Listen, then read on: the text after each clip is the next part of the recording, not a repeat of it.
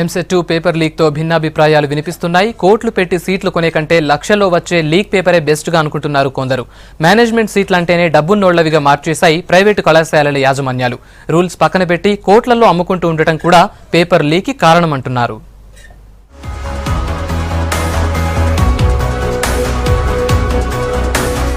డబ్బున్నోడికే medical విద్య అన్నట్టుగా తయారు చేశాయి ప్రైవేట్ మెడికల్ కాలేజీ యాజమాన్యాలు.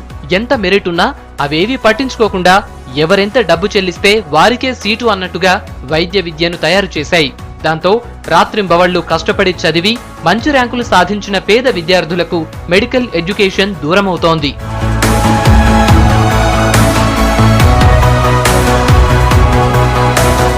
ప్రైవేట్ మెడికల్ కాలేజీల అక్రమ సీట్ల అమ్మకంపై ప్రభుత్వం ఎలాంటి చర్యలు తీసుకోవటం లేదు. దాంతో వీరి ఆగడాలు రోజురోజుకి పెరుగుతున్నాయి. కన్వీనర్ కోటా కింద ప్రభుత్వం నిర్ణయించిన ఫీజులకే సీట్లు భర్తీ చేస్తున్నారు. అయితే మేనేజ్మెంట్ కోటా కింద ఉన్న బి, సి కేటగిరీల సీట్లను మెరిట్ ర్యాంకుల ఆధారంగా నింపాలి. కానీ ఏ ఒక్క కాలేజీ కూడా ఇది ఫాలో కావటం లేదు. ఒక్కో సీటును బహిరంగంగా కోట్లలో అమ్ముకుంటున్నారు.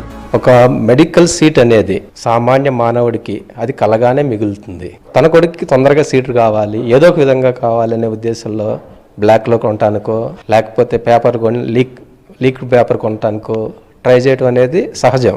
ఉన్న పరిస్థితుల్లో ₹1 లేనిదే ఒక అబ్బాయి గాని అమ్మాయి గాని ఎంబీబీఎస్ చేయడం అనేది కలగానే మిగులుతుంది. మెడికల్ విద్య అంటే మార్కెట్లో ఎంతో డిమాండ్ ఉంది. రాష్ట్రంలో సీటు రాకుంటే ఇతర రాష్ట్రాలు, దేశాలకు కూడా వెళుతున్నారు. రాష్ట్రంలో మెడికల్ కాలేజీలు తక్కువ, విద్యార్థుల డిమాండ్ ఎక్కువగా ఉంది. ఎన్ని లక్షలైనా సరే సీటు సంపాదించాలనే తపన పేరెంట్స్ లో ఉంటోంది. ఇదే అదనుగా కొందరు బ్రోకర్లు ఏకంగా క్వశ్చన్ పేపరే లీక్ చేస్తున్నారు. సీటును ₹1,00,00,000కు యాజమాన్యాలు అమ్ముకుంటే 40-50 లక్షలకు బ్రోకర్లు పేపర్లు అమ్ముకుంటున్నారు. ఎక్కడైనా సీటు కొనడమే అనుకుంటున్న పేరెంట్స్ తక్కువ డబ్బులకు అమ్ముతున్న బ్రోకర్లను ఆశ్రయిస్తున్నారనే అభిప్రాయాలు వ్యక్తమవుతున్నాయి.